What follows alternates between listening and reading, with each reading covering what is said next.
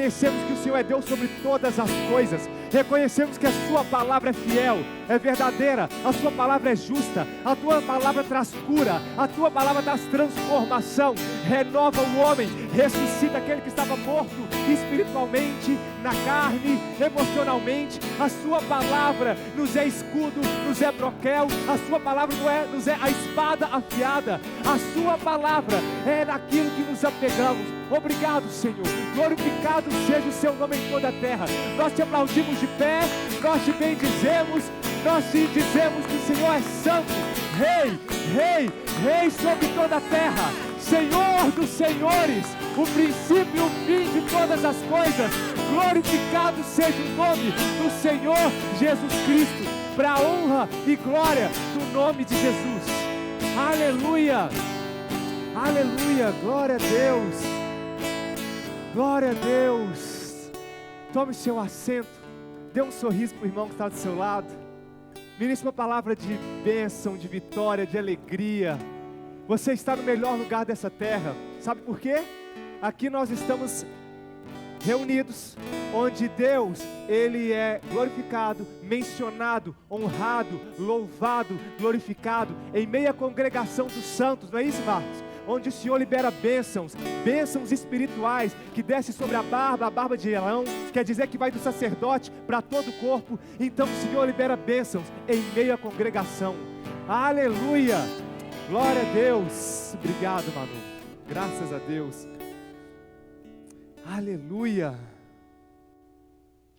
Já oramos para começar então, glória a Deus. O nosso tema hoje vai fazer parte de uma série Fundamentados na Palavra. E ele tem como tema obediências naturais que trazem liberações espirituais. Amém? Então repita comigo, obediências naturais trazendo liberações espirituais. Glória a Deus. Então hoje nós vamos no nosso texto base que está em Colossenses 2, versículo 1. Colossenses 2, 1.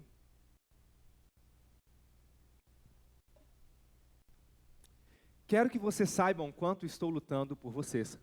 Aqui é Paulo, certo? Aos Colossenses ali. E ele está dizendo nessa carta, quero que vocês saibam quanto estou lutando por vocês. Pelos que estão em Laodiceia e por todos que ainda não me conhecem pessoalmente.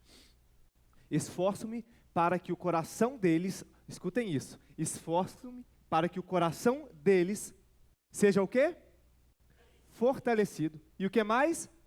Sejam unidos pelo amor e alcancem toda a riqueza do pleno entendimento ou do pleno conhecimento, a fim de conhecerem plenamente o mistério de Deus, a saber, Cristo.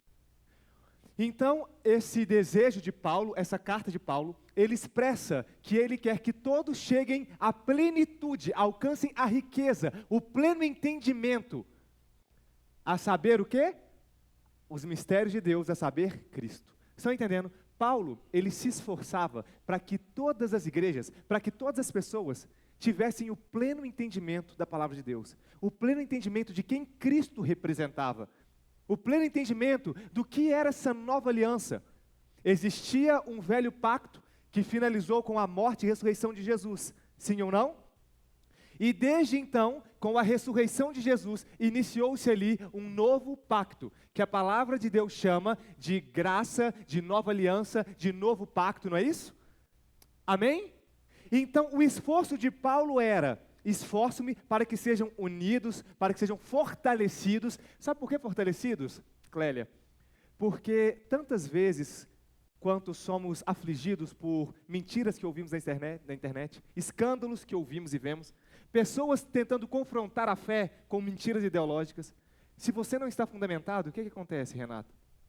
Você enfraquece. Sim ou não? Então, por isso que ele está falando, estou me esforçando para que sejam fortalecidos. Fortalecidos. Não sejam levados de um lado por outro, como diz a palavra, não é isso? Por ventos de doutrinas, sendo inconstantes. Não é isso que a palavra fala, Wesley? Então ele está esforçando para que haja fortalecimento, ao mesmo tempo para que eles sejam unidos no amor e alcancem a plenitude da riqueza do entendimento. Aleluia. E essa plenitude se consuma em Cristo Jesus. Amém? Aleluia. Então, vamos entender um pouquinho sobre isso. Nós viemos lá atrás e eu peguei uma série de mensagens e eu trouxe sobre a lei, que era uma sombra daquilo que haveria de vir, não é isso? Vocês se lembram dessas mensagens? Que a sombra era representada pela lei de uma realidade que haveria de vir e se consumar em Cristo Jesus. Lembram-se disso? E nós começamos a comparar como era feito na velha aliança, a tenda, não é isso? Os sacerdotes, os profetas, como que eram feitos os sacrifícios, como que o cordeiro tinha que ser, como que era aquele altar de bronze, como que eram as bacias para lavar as mãos, o que isso representa no Novo Testamento, não foi isso? Pegamos tudo aquilo e trouxemos para a realidade ao qual aquela sombra apontava. E essa realidade é Cristo, Jesus, trazendo consigo um novo pacto, uma nova aliança. Amém? Glória a Deus. Então, hoje, nessa série Fundamentados na Palavra, entendendo sobre obediências naturais que liberam princípios espirituais, que liberam bênçãos espirituais, nós vamos estudar um pouco e entender como aplicar na nossa vida esses princípios naturais que nos liberam bênçãos espirituais. Porque a palavra diz que é assim na terra como nos céus. Assim na terra como nos céus. Então, o céu governa sobre... O céu governa sobre... O céu governa sobre... Amém. Podemos todos participar? O céu governa sobre... Glória a Deus. Então, se o céu governa a terra e você deseja mudar alguma coisa na sua esfera natural, você precisa primeiramente fazer o quê? Acontecer no mundo espiritual. Cumprindo princípios naturais na terra que liberam bênçãos espirituais sobre a nossa vida. Amém? Então, a lei era apenas uma sombra daquilo que haveria de vir. E Colossenses 2:1 nos mostrou isso, certo? Nós vamos ler aqui de novo Colossenses 2:1. Colossenses 2:1. Quero que vocês saibam quanto estou lutando por vocês, pelos que estão em Laodiceia e por todos os que ainda não me conhecem pessoalmente. Vamos seguir adiante nele. Esforço-me para que o coração deles seja fortalecido, sejam unidos e alcancem toda a riqueza do pleno entendimento, a fim de conhecerem plenamente o mistério de Deus, a saber, Cristo. Nele estão escondidos todos os tesouros da sabedoria e do conhecimento. Aonde? Em Cristo está escondido, está retido todos os tesouros da sabedoria e do conhecimento. Versículo 4. Digo isso para que ninguém os engane com discursos persuasivos. 5.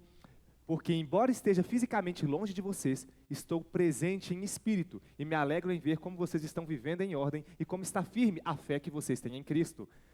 Portanto, como vocês receberam Cristo Jesus, o Senhor, continuem a viver nele, enraizados e edificados nele, firmados na fé como foram ensinados, transbordando de gratidão. Deu para entender o nível das cartas de Paulo? A atenção dele de você se firmar e se fundamentar na palavra, de você não ser levado por falsas doutrinas, por outras teologias que não são aquelas que o próprio Deus ele veio e ele ensinou a mensagem da verdade, da graça. Então, quando nós olhamos para a palavra, nós entendemos que existia algo que prefigurava alguma coisa que viria de vir, que é a nova aliança. E em Hebreus 10:1 nos mostra da seguinte forma, Hebreus 10:1, a lei é apenas uma sombra dos benefícios que virão. Davi, mas qual a relação entre obediência de princípios naturais, obediências naturais trazendo liberações espirituais? Qual a relação disso com a relação da velha à nova aliança? Qual a relação do texto trazendo a comparação de Paulo da lei com a graça e esses princípios? Porque se nós entendemos a palavra de Deus e vivemos o que a palavra nos ensina, nós vamos viver uma vida em plenitude. Nós vamos passar por dificuldades, porque fazem parte. Nós vamos passar por deserto, porque o deserto te promove à terra prometida. Correto? Nós vamos passar por várias situações, para que nós sejamos aprovados naquilo que Deus nos quer, para que nós possamos cumprir o propósito de Deus através da nossa vida de forma plena. Então nós precisamos entender: eu estou vivendo conforme os ensinamentos da palavra? Eu tenho entendido e vivido de fato a verdade genuína da palavra de Deus? Então, Hebreus 10:1 fala assim: a lei é apenas uma sombra dos benefícios que virão, não a sua realidade. Amém? Ela não era a realidade, somente a sombra. Por isso, ela não consegue, nunca consegue, com os mesmos sacrifícios repetidos, ano a ano, ano após ano, aperfeiçoar os que se aproximam para adorar. Sabe o que está dizendo aqui? Que às vezes você quer adorar a Deus com sacrifícios sobre o seu corpo, mas que na realidade você não se aproxima de Deus através desses sacrifícios. Muitas vezes você está buscando respostas para a sua vida e você começa a praticar rudimentos de obras mortas, práticas da lei. Quais são as práticas da lei? Porque existia a lei moral e existia a lei mosaica ali, correto? Só que essa lei que está se dizendo aqui é sobre essa lei mosaica, né? Que fazia referência àqueles mandamentos que você deveria cumprir. Inclusive, todos aqueles sacrifícios, abluções. Eu trabalhei com judeus nos Estados Unidos, tive a oportunidade de viver de perto o quão eles são minuciosos em querer cumprir todos os ritos. Inclusive, eu já citei esse exemplo também. Minha tia, uma certa vez, fazendo parto de ela é obstetra, enfermeira obstetra, fazendo parto de uma judia. Aí o esposo ficou de buscar uma coisa lá embaixo e subir, e nesse dia era sábado. E no sábado ele não podia apertar o botão do elevador, porque era a mesma coisa de trabalho, entendem? Se ele apertasse o botão do elevador, ele estaria trabalhando. E no sábado não se pode trabalhar. E aí, no sábado, como é que eles fazem? O elevador dos hospitais ou dos prédios judeus, eles descem e sobem em todos os andares, fechando e abrindo a porta, para que nenhum judeu tenha que apertar o botão. Entenderam o nível? Então, esse é o nível de sacrifícios que eram cumpridos pela lei. E um desses sacrifícios, um desses ritos que eram cumpridos, eram jejuns, práticas de batismos, abluções, conseguem entender? Mortificação da carne. Por isso que Jesus criticava os fariseus. Vocês estão aí com essa cara, mostrando para todo mundo: eu estou jejuando, minha cara de fome. Mas são como sepulcros caiados. Então, a lei é apenas uma sombra dos benefícios que virão, não a sua liberdade, a sua realidade. Por isso, ela nunca consegue, com os mesmos sacrifícios repetidos, ano após ano, aperfeiçoar os que se aproximam para adorar. Então, logo após isso, nós podemos ver em Colossenses 2,16. Colossenses 2,16. Portanto, não permitam que ninguém os julgue pelo que vocês comem ou bebem, ou com relação a alguma festividade religiosa, ou a celebração da festa da lua nova, ou dos dias de sábado. Tudo isso é sombra das coisas que estão por vir. A realidade, porém, encontra-se em Cristo. Próximo. Não permitam que ninguém que tenha prazer em uma falsa humildade, na adoração de anjos, impeça de alcançar o prêmio. Tal pessoa conta detalhadamente as suas visões, e a mente carnal dela a torna orgulhosa. Olha o que diz o versículo 20 e 23. Versículo 20. Já que vocês morreram com Cristo para os princípios elementares deste mundo, por que, como se ainda pertencessem ao mundo, vocês se submetem às regras? Próximo. Então 23. Não manuseie, não prove, não toque, não faça isso, não faça aquilo. Todas essas coisas estão destinadas a perecer pelo uso, pois se baseiam em mandamentos e ensinos humanos. Tais mandamentos têm aparência de sabedoria. Com a sua pretensa o quê? Com a sua pretensa religiosidade, falsa humildade e austeridade com o corpo. Não, hoje eu vou fazer um jejum de tal a tal hora. Meu irmão, você pode fazer? Pode, você tem liberdade para isso. Não foi para a liberdade que Cristo nos chamou? Mas você não está condicionado a isso. A sua proximidade com Deus não depende de um jejum. A sua conversão não depende de um batismo, de um sacrifício, de obras mortas ou de um rito de passagem pelas águas, como era feito no Antigo Testamento. O que a palavra está nos mostrando é que todas essas práticas, elas não têm mais validade. Se você quer passar pelas águas, você pode sim ou não? Sim. Mas você tem essa obrigação sobre a sua vida? Não. Quantas pessoas simplesmente fazem jejum de abobrinha e espinafre? Porque não come? É mais fácil fazer, não é isso? Jejum de jatobá, já viu, Edson? Então, o que nós precisamos entender é que não há sobre nós nenhum tipo de julgo, não há sobre nós nenhum tipo de imposição da lei que venha nos aproximar de Cristo. Muito pelo contrário, a palavra fala que Ele veio sim cumprir a lei, mas na morte e na ressurreição dEle, findou-se esse pacto, que era um pacto feito através de Moisés, para que os homens aprendessem e conseguissem se manter num caminho, sem se desviar de forma muito louca, até que o tempo da graça viesse, através de Jesus, o seu Filho, Ele viesse de uma vez por todas, Ele cravasse numa cruz, no madeiro, os seus pecados, tudo aquilo que te condenava, aquilo que apontava contra você, tudo que era contra nós, foi cravado no Calvário, em o nome do Senhor Jesus, amém? E a palavra, aleluia, glória a Deus, aleluia, e quando aplaudir, aplauda com força, viu? Porque o aplauso é para o nosso Deus, é para o nosso Senhor, aleluia.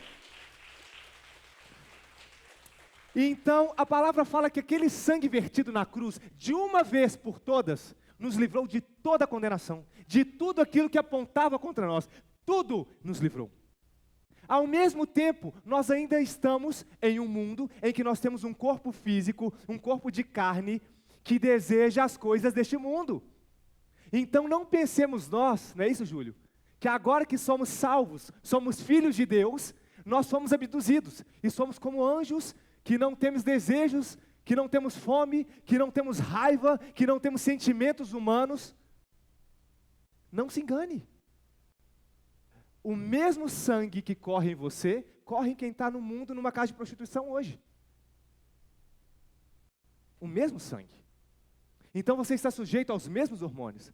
Você está sujeito às mesmas alterações emocionais. Porém, hoje, nós temos em Cristo um sangue que nos livrou da condenação do pecado e da morte. Um sangue que nos trouxe de uma antiga aliança, que era debaixo de práticas de leis, para uma nova aliança, que não é mais debaixo disso, mas é debaixo de um coração quebrantado e sincero, ao qual Deus não resiste. Então hoje, não existe uma hipergraça, ao qual através da morte e ressurreição de Jesus, e um novo nascimento, e um tempo de graça sobre a sua vida, agora você pode pecar e fazer tudo deliberadamente. Não é isso que a palavra fala. Portanto, vede prudentemente como andais, não como necios. Não é isso? Tudo posso, mas nem tudo me convém. E se eu quero ter um relacionamento com o Espírito Santo de Deus, nós entendemos que a velha aliança, ela nos mostrava algo, ela apontava para algo. A velha aliança, você tinha que ter um sacrifício para perdão dos pecados. Sim ou não? No altar de bronze, de um cordeiro, ali sem mácula, sem doença, perfeito, primogênito ali do rebanho, sim ou não? Ao mesmo tempo depois, tinha que se lavar o quê? As mãos. Não é isso? Na bacia de águas. Você não chegava com a mão de sangue ali. E essa bacia de água a qual nós lavamos as mãos, diariamente hoje, ou seja, o cordeiro que foi morto, prefigurava Jesus. Sim ou não? Sim. E Jesus já foi morto. Então agora não tem mais sacrifício, foi abolido. Ao mesmo tempo, o lavar das mãos hoje você não precisa mais, todo mundo lava a mão, né? Mas você não precisa mais lavar as mãos como uma prática para que você se aproxime de Deus. Essa prática de lavar as mãos hoje, ela é prefigurada, ela aponta para o quê? O lavar da palavra. Ou seja, hoje, para você continuar se aproximando do Espírito Santo de Deus, que você é morada dele, como se aproximar de algo que já mora dentro de mim? Você entendeu? Para que haja intimidade, para que haja relacionamento, para que haja o derramar de uma nova unção, para que haja um reavivar do Espírito dentro de você, para que os dons do Espírito Santo comecem a fluir. Os dons que você sabe que são dons de língua, de profecia, palavra de conhecimento, sabedoria, cura, todos aqueles dons. Ao mesmo tempo, para que em você comece a nascer uma nova criatura, que aí na verdade a palavra fala sobre o novo nascimento do homem, aquele que morre para si mesmo e nasce para Cristo.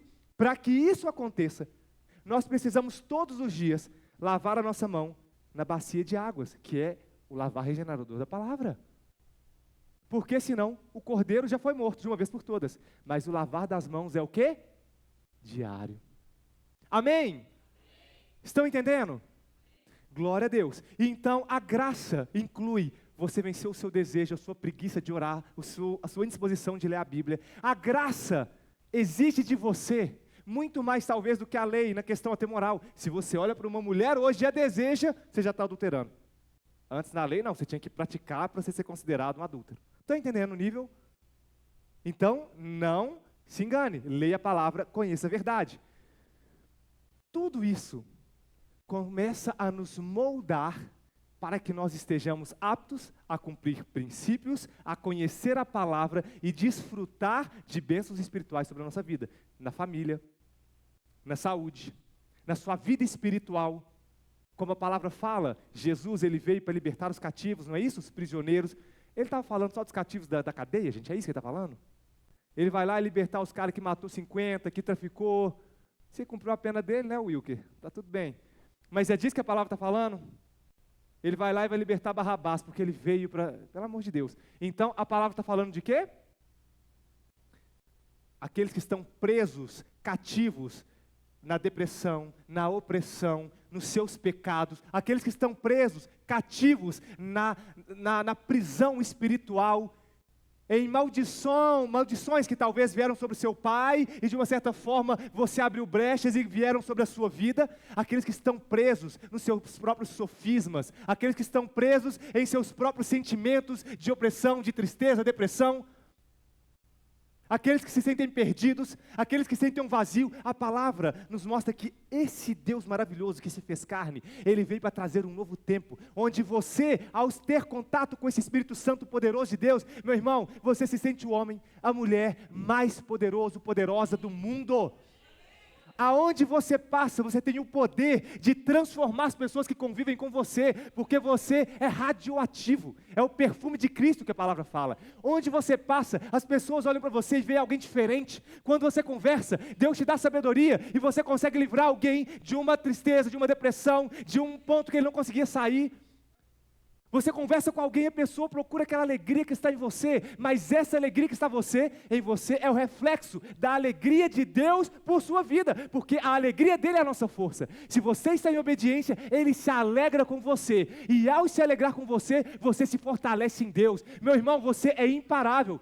Dificuldade continuará vindo, desafio continuará vindo, gigantes continuarão aparecendo, mas em todas essas coisas seremos mais que vencedores. Aleluia!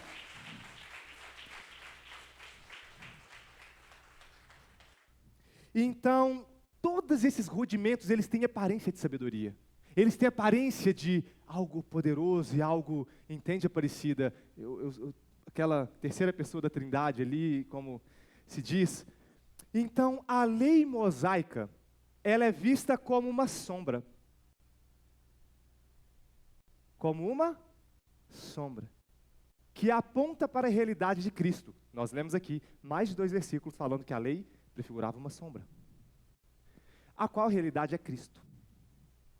E a realização completa da lei preparava o povo de Israel para a chegada de Jesus, que trouxe a nova aliança e a verdade final. Amém? Então não existe hoje uma construção da verdade. Hoje relativizaram o conceito de verdade e mentira, não é? Quase nada é verdade ou mentira mais. A verdade se tornou uma construção social. Então, hoje, nós sabemos que nós não estamos fundamentados no parâmetro desse século, mas nós estamos fundamentados na palavra, onde há certo, onde há errado.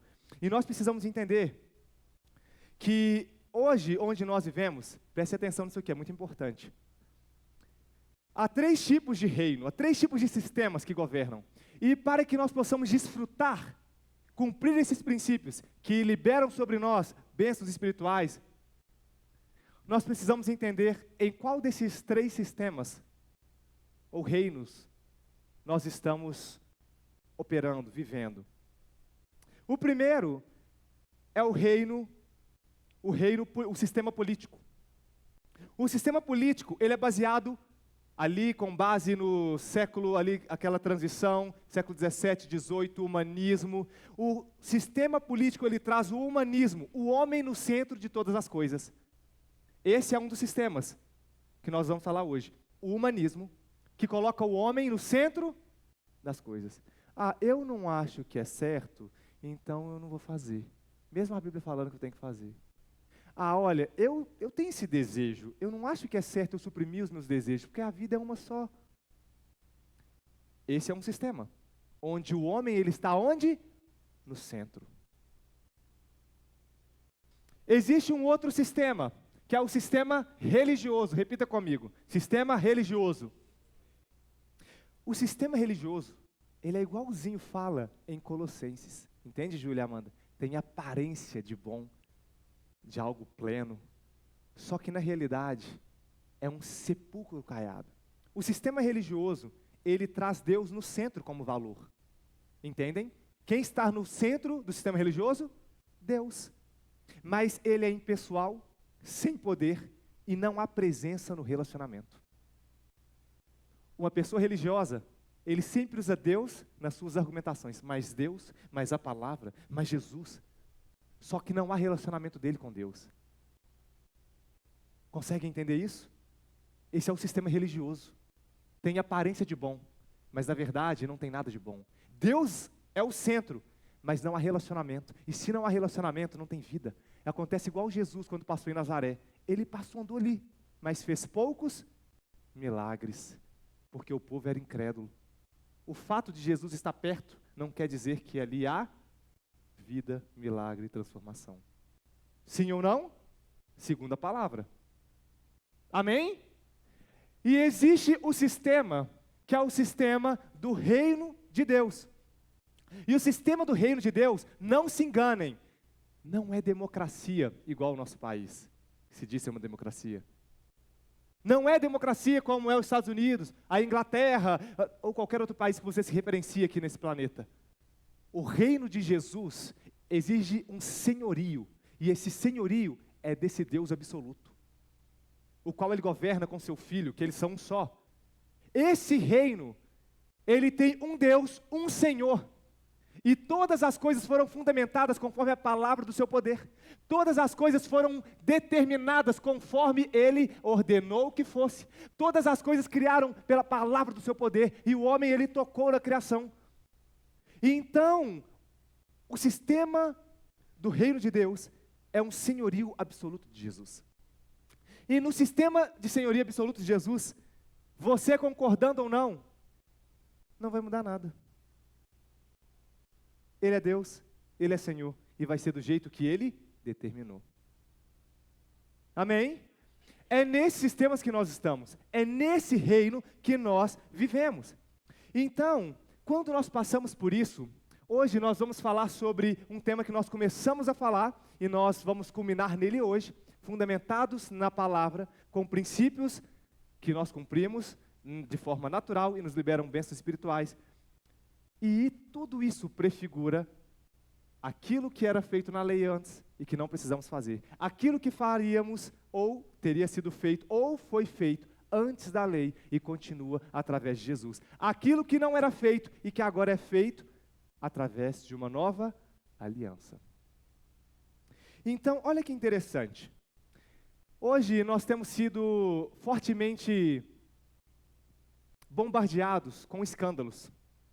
Eu falei que esses dias, tinha viralizado Of the Power, the King, the Mentor, the Best, aquela situação, a viralização daqueles dons de línguas de forma tão vergonhosa, não é isso? Nós temos visto tantos escândalos feitos através da fé, pessoas usurpando da fé, com poderes que, claro que você pode cair pelo poder de Deus, mas a pessoa faz um gesto e cai, Então, da mesma forma, pessoas que usurpam do conhecimento da palavra, deturpam o que a Bíblia diz e começam a manipular as pessoas, manipular o rebanho. Um desses temas, além dos dons espirituais, é o cumprimento de alguns princípios, como o princípio do dízimo e da oferta. Repete comigo, dízimo e oferta. Existe um grande tabu, muitas vezes, quando se fala de dízimo e oferta. Justamente pelo que várias igrejas, que já estava previsto na Bíblia, de falsos pastores, falsos profetas, que usam desse tema de forma a manipular. Usam esse tema de forma a extorquir o rebanho. Usam desse tema de forma a se enriquecer, um enriquecimento próprio. Sim ou não?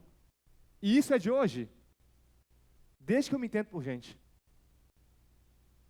E uma coisa que eu aprendi, alguns lugares é proibido você falar desses temas, e como é proibido falar de homossexualismo, como é proibido em alguns lugares falar de sexualidade, em algumas igrejas, mas a igreja é lugar de se falar de tudo, porque nós temos um fundamento, que é a palavra, e se a Bíblia diz, nós cremos. E para que nós estejamos, como Paulo diz, fortalecidos, para que nós estejamos, como Paulo diz, unidos, para que nós estejamos, como Paulo diz, no pleno conhecimento da palavra que é Cristo, ou a gente se fundamenta na palavra, ou esse mundo, com as vãs sutilezas e doutrina, nos enganam. Ou eu me apego à palavra, ou meu irmão vai vir a onda e vai me derrubar. Daqui a pouco eu estou pensando conforme o mundo. Daqui a pouco eu estou duvidando do que a palavra diz. Daqui a pouco eu estou olhando as pessoas e achando que todo mundo está mentindo e manipulando. Estão entendendo? Então, olha que interessante. A palavra nos mostra assim em Gênesis 14, 17 e 20, sobre um princípio natural, você cumpre ele aqui, você não tem que orar em língua, você não tem que subir, levitar, um princípio natural, que faz parte, não do sistema religioso, por mais que o sistema religioso use dele, porque o sistema religioso usa para enriquecimento pessoal. E não faz parte também do sistema do humanismo, porque o sistema do humanismo usa todas as situações para poder olhar e falar assim, bando de louco. Então, a palavra nos mostra assim, em Gênesis 14, 17. Voltando Abraão da vitória sobre Quedorlaomer e sobre os reis aliados a ele, o rei de Sodoma foi ao seu encontro no vale de Savé, isto é, o vale do rei. Próximo. Então, antes de eu continuar, eu quero fazer uma adenda aqui com vocês. A palavra fala assim, que na transição do Antigo Testamento para o Novo Testamento, teria que vir um que fosse ao mesmo tempo rei e ao mesmo tempo o quê?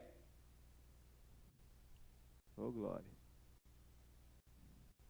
A palavra fala que aquele que viria, o Filho de Deus, ele teria que ser rei e sacerdote.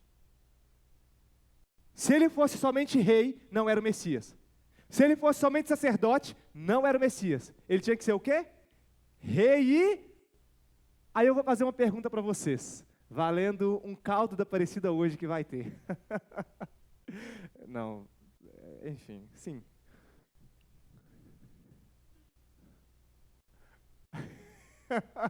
Vai ter um caldo Aparecido hoje no final.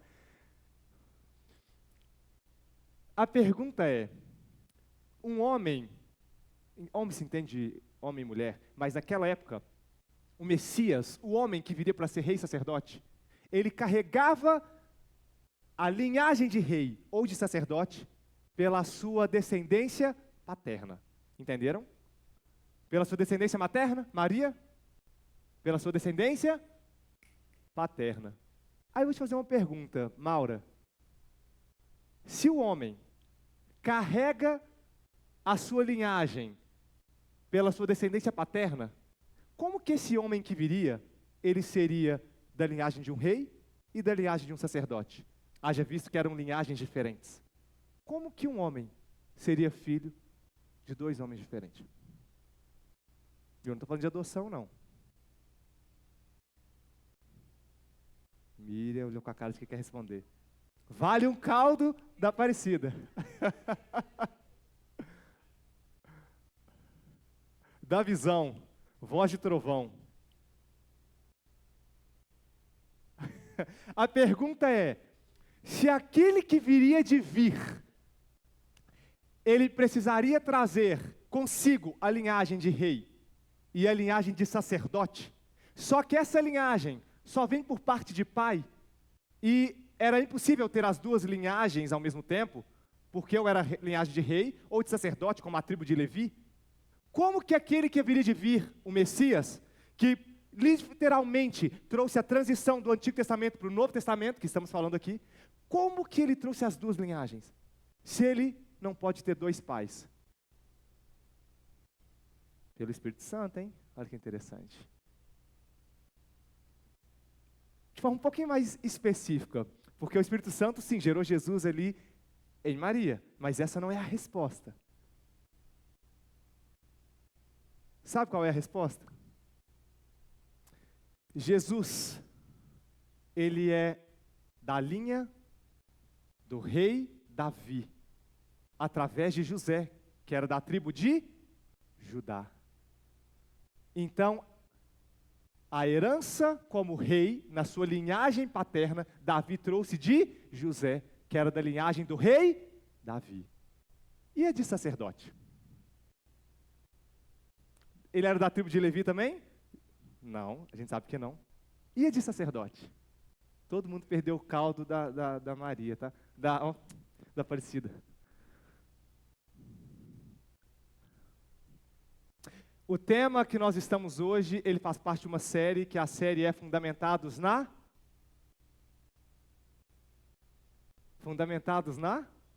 Palavra. Então nós estamos fundamentando na Palavra, que é a nossa rocha. Jesus, ele tinha linhagem de rei através de José,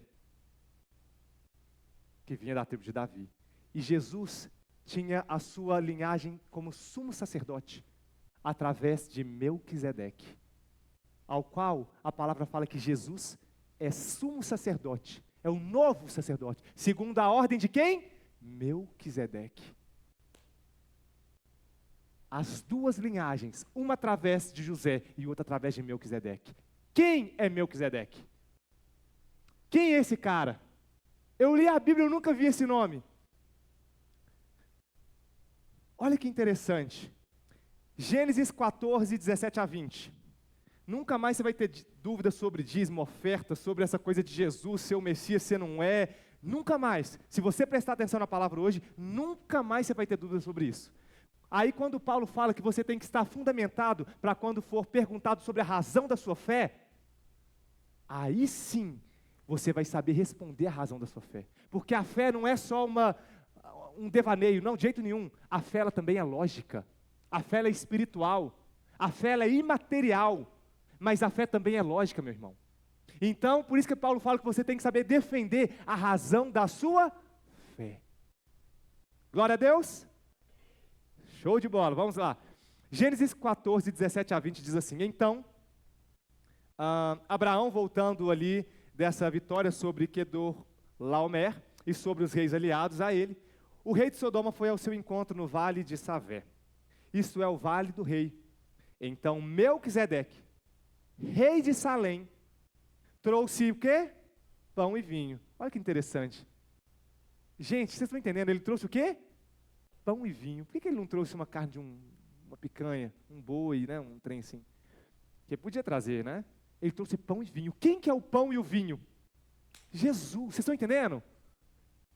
A carne e o sangue. Melquisedeque trouxe o pão e o vinho. E ele era o quê? Vamos lá. E ele era o quê? Sacerdote de Moisés. Sacerdote do Deus Altíssimo.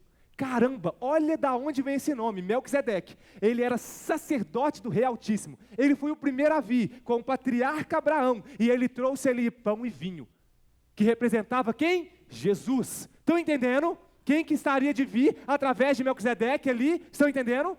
Da linhagem dele, sim ou não? Então a palavra continua. E abençoou Abraão. Meu Deus, para alguém abençoar Abraão, vocês estão entendendo? Dizendo, bendito seja Abraão pelo Deus Altíssimo, Criador dos céus e da terra. Bendito seja o Deus Altíssimo, que entregou os seus inimigos nas suas mãos. Então Abraão lhe deu o quê? O dízimo de tudo. Abraão deu o dízimo para alguém. Ele só poderia dar o dízimo para alguém que prefigurasse o quê? Um Deus, um Senhor. Consegue entender? E esse Deus, esse Senhor, é o mesmo que trouxe o pão e o vinho, representando, tipificando quem? Cristo, Jesus. Estão entendendo? Então a palavra fala que Abraão deu a Melquisedeque o dízimo de tudo. Aí eu quero fazer uma pergunta para vocês. Moisés veio antes ou depois de Abraão? Meu Deus. Dá medo. Eu vou perguntar de novo. Não tem problema. Quem acha que Moisés veio antes de Abraão? Levanta a mão. Glória a Deus. Então minha pergunta é, se Abraão deu o dízimo de tudo a Melquisedeque, que tipificava Cristo através da carne e do sangue que ele trouxe, como que o dízimo é da lei?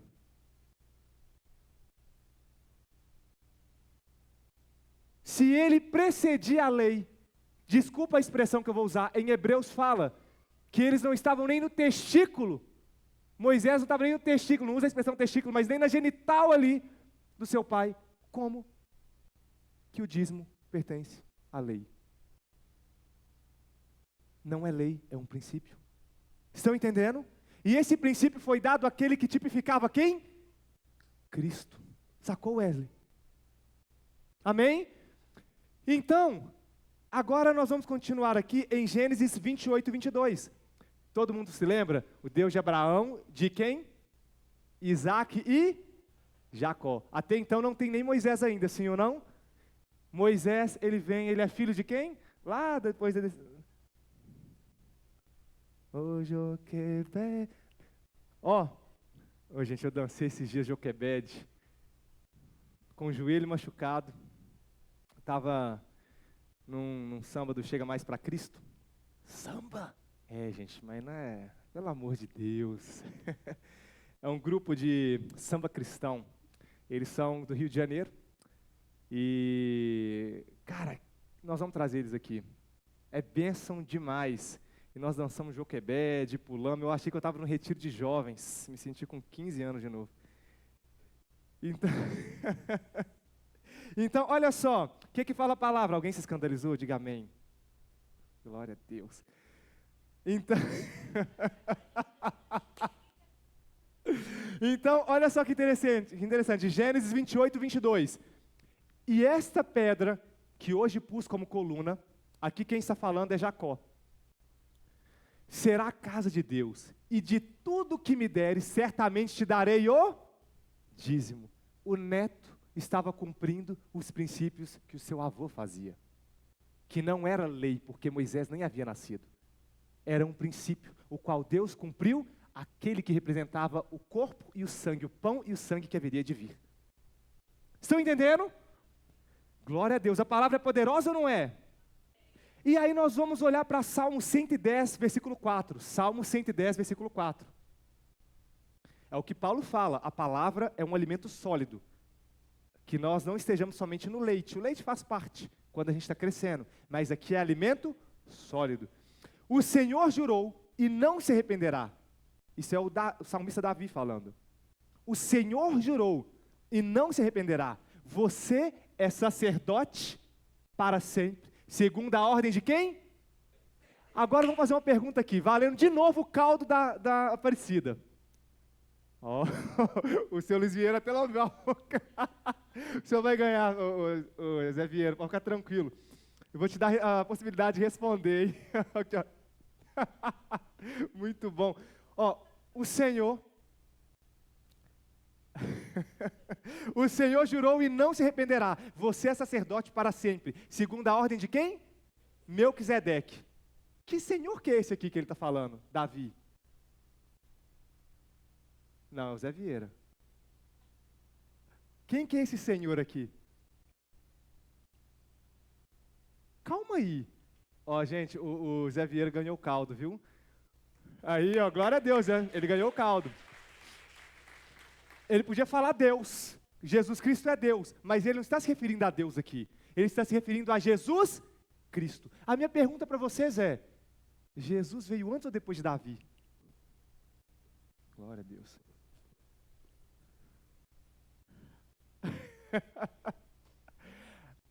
Davi veio antes ou depois de Jesus, gente? Oi, gente. Davi veio antes, né, gente? De Jesus. Não estamos falando aqui de quando, né, foi criado ali nas regiões celestiais, não. Então, não foi Jesus que derrubou Golias, nem Davi que foi crucificado. Mas o Senhor jurou e não se arrependerá. Você é sacerdote para sempre, segundo a ordem de Melquisedeque. Consolação, como que o rei Davi estava falando que Jesus era o sacerdote para sempre, segundo a ordem de Melquisedeque, sendo que Jesus nem havia vindo ainda? Faltava 14 gerações, não sei quantas para frente. Como? Como? Estão entendendo? Isso são evidências da graça dentro do Antigo Testamento. Davi falou isso por meio do Espírito Santo de Deus. Davi estava falando de um Messias que viria, que ele era da ordem de um sumo sacerdote chamado Melquisedeque. Como? Como? Estão entendendo? Sendo que Jesus nem havia vindo. Logo, Davi aqui estava falando que aquele que viria, gente, o Senhor jurou e não se arrependerá, você é sacerdote para sempre, segundo a ordem de Melquisedeque. Melquisedeque foi aquele que Abraão ofereceu o seu dízimo de tudo, que a palavra fala que ele trouxe pão e vinho, que tipificava quem? Cristo Jesus, certo? Aquele rei de Salém, que tipificava Cristo Jesus, Melquisedeque, é quem Davi está falando, que aquele que viria ia ser sumo sacerdote segundo a ordem dele. Por isso que Jesus, ele era rei segundo a ordem de José, por causa do rei Davi. E ao mesmo tempo, segundo a ordem de Melquisedeque, que tipificava Cristo, ele também era sacerdote. Jesus, Letícia, era rei e sacerdote. Rei segundo Davi e sacerdote segundo a linhagem de Melquisedeque. Amém? Glória a Deus, estão entendendo? Como nunca antes? Glória a Deus. Logo, quando nós olhamos para Malaquias 3:8, coloca aqui Malaquias 3:8. Eu vou falar só um pouquinho mais acelerado por causa do meu tempo. A Bíblia diz assim: agora no tempo da lei, isso foi iniciado com Moisés, muito antes da lei, era um princípio, continuou no período da lei, e continuou pós a lei. E aí, aqui vem um versículo, um texto que diz assim: pode um homem roubar a Deus? Se ele é dono de tudo, pode um homem roubar a Deus? Contudo, vocês estão me roubando. Ainda perguntam: em que te roubamos? Nos dízimos e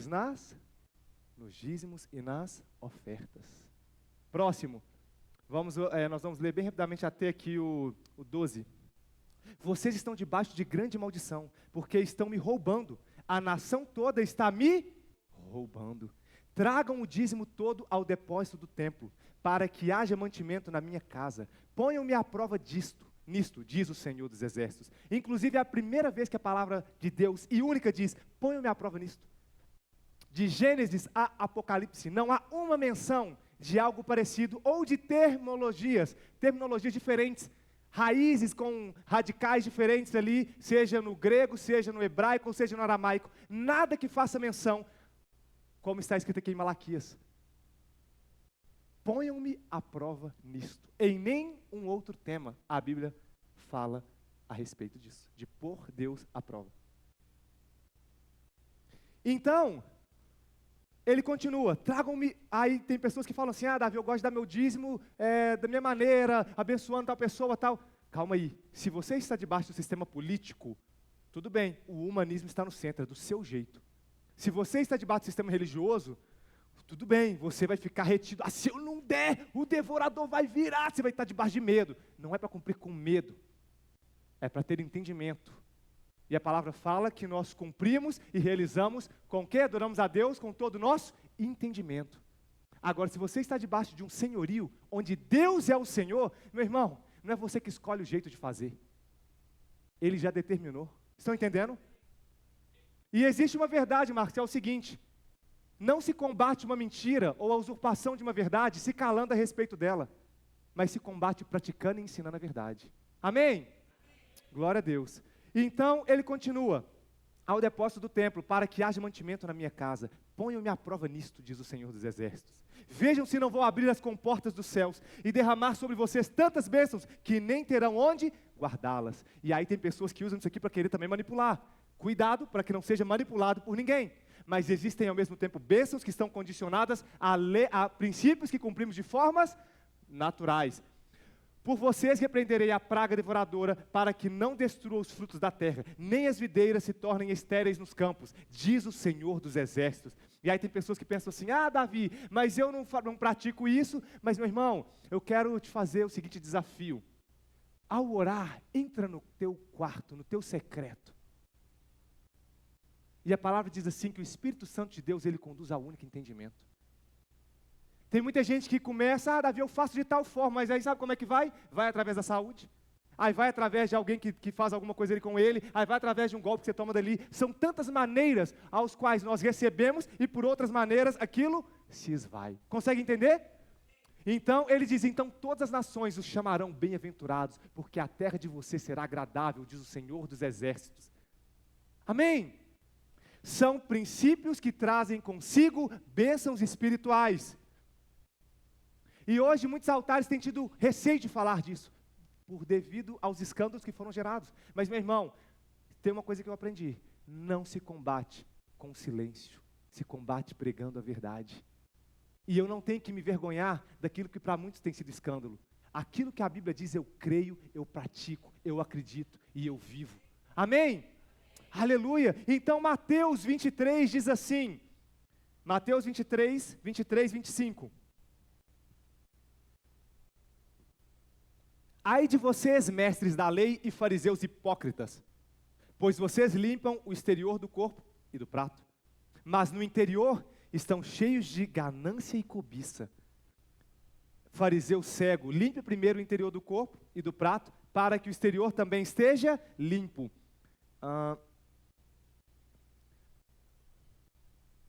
Eu li errado aqui, Mateus 23, 25, que ele fala que vocês têm que dar os dízimos de tudo, também o dízimo do cominho e tal, enfim. É 22, 23, 25, será? Deixa eu ver aqui. 23, obrigado. Ai de vocês, mestres da lei, fariseus hipócritas, pois vocês dão dízimo da hortelã, do endro e do cominho, mas têm negligenciado os preceitos mais importantes da lei, a justiça, a misericórdia, a fidelidade. Vocês devem praticar estas coisas, sim. Vocês devem praticar estas coisas, sem negligenciar aquelas.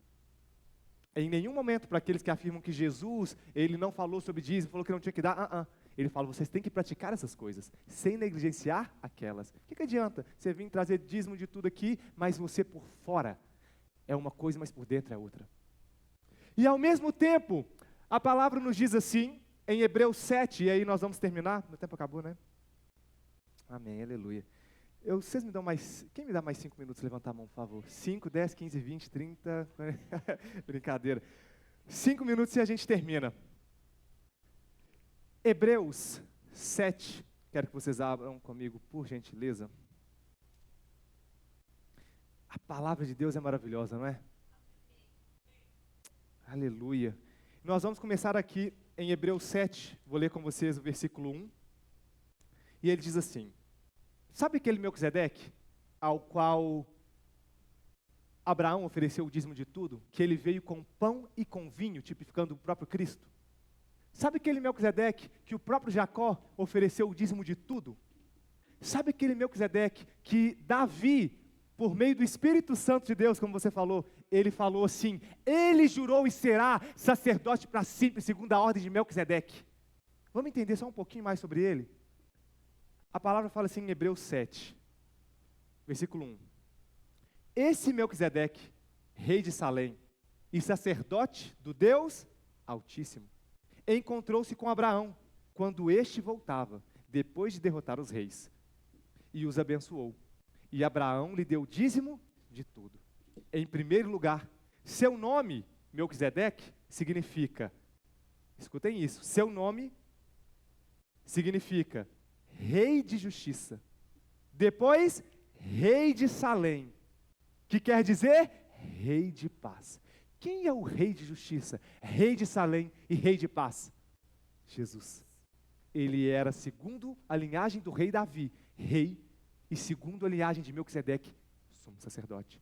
Aí ele continua, significa justiça, significa rei de Salém, significa rei de paz.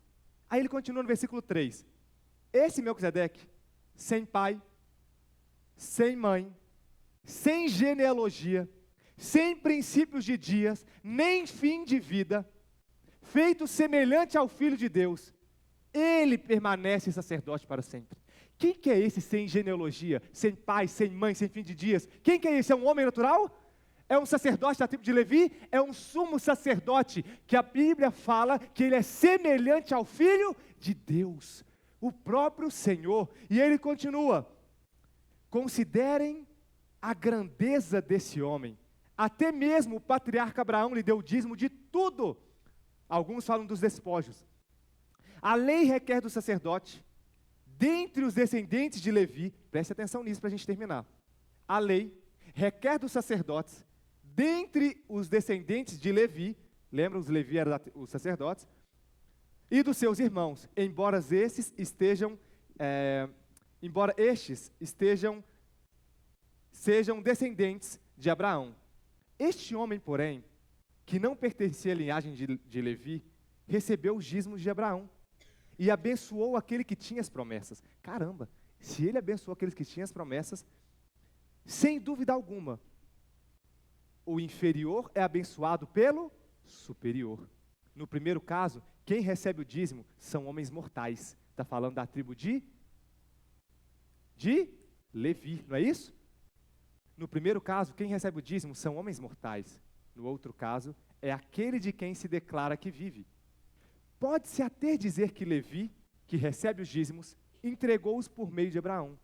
Pois quando Melquisedeque se encontrou com Abraão, Levi ainda não havia sido gerado. Por quê? Levi veio lá depois, com Moisés. Se fosse possível alcançar a perfeição por meio do sacerdócio levítico, sabe qual é o sacerdócio levítico? A lei, jejuns, sacrifícios, batismos, estão entendendo?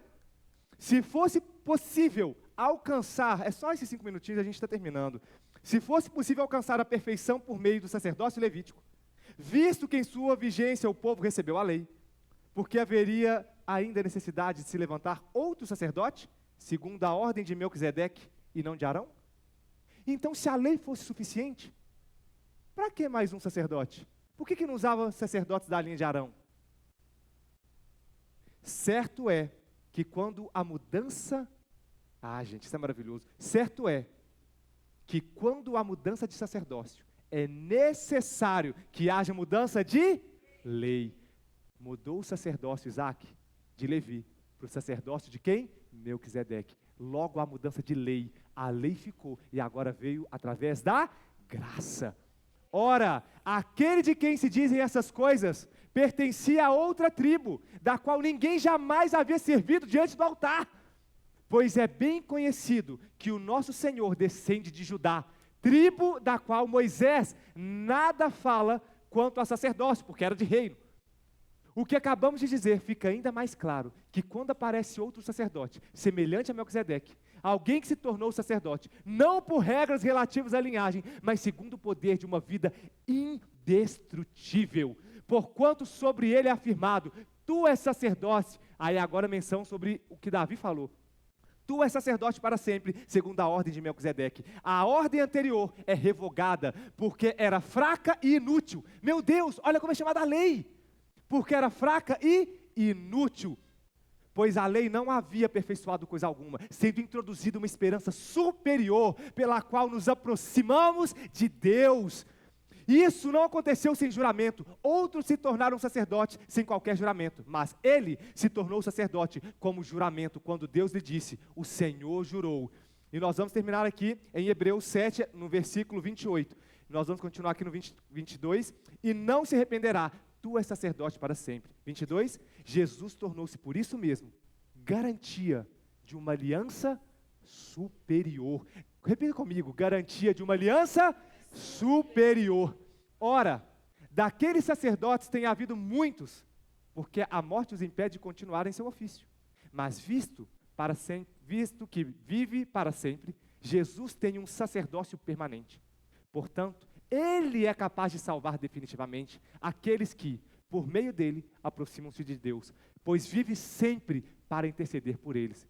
É de um sumo sacerdote como este que precisávamos, inculpável, puro, separado dos pecadores, exaltado acima dos céus.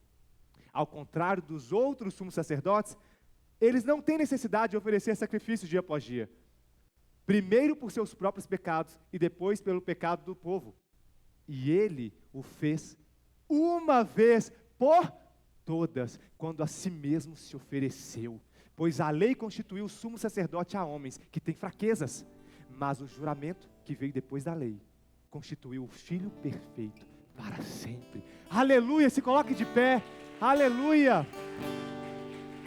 Glória ao Senhor Jesus Cristo, porque Ele é o detentor de toda a sabedoria, Ele é o detentor de todo o poder.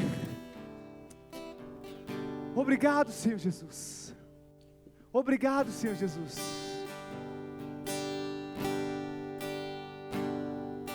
Você pode adorar esse Deus vivo.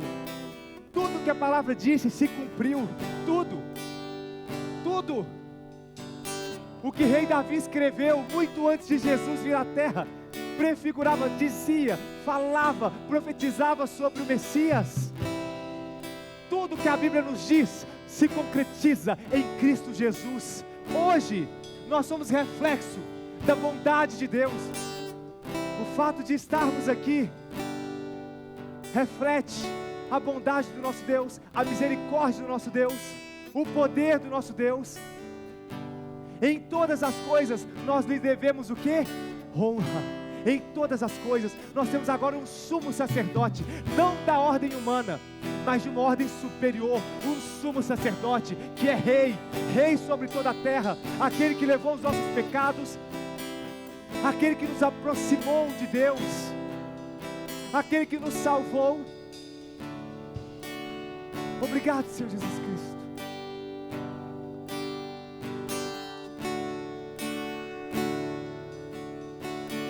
Grande, aleluia, é o Senhor e muito digno de louvor. Na cidade do nosso Deus, seu santo monte, a alegria de toda a terra. glória a Deus.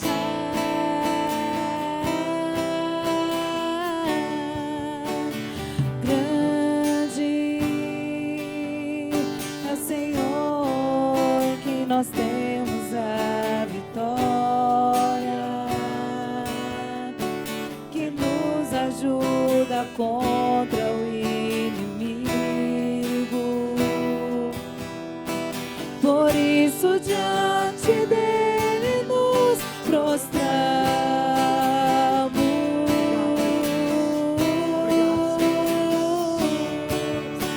Queremos o teu nome engrandecer e agradecer-te por tua obra em nossas vidas. Confiamos em teu infinito amor, pois santo és o Deus eterno sobre toda a terra e céu.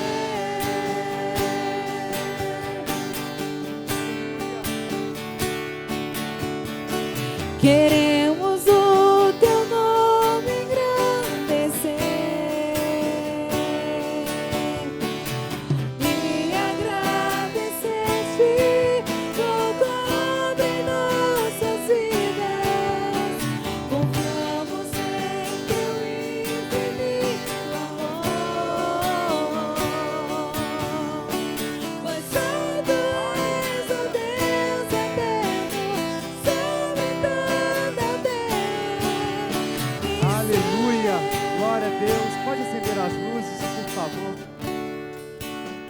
olha, nós temos um Deus que cumpriu tudo sobre as nossas vidas, tudo. Por isso você não precisa temer cumprir princípios. Tudo. Você tem um Deus que, de antemão, Ele ofereceu um sacrifício único por mim, por você. Nós temos um Deus que é um Pai perfeito, André. Um Pai perfeito. Por meio deles, Edson, nós conquistamos uma família espiritual, onde nós encontramos amigos mais chegados que irmãos. Obrigado, Senhor Jesus. Senhor, nós queremos te agradecer por essa noite, te agradecer pela tua palavra que nos alimenta.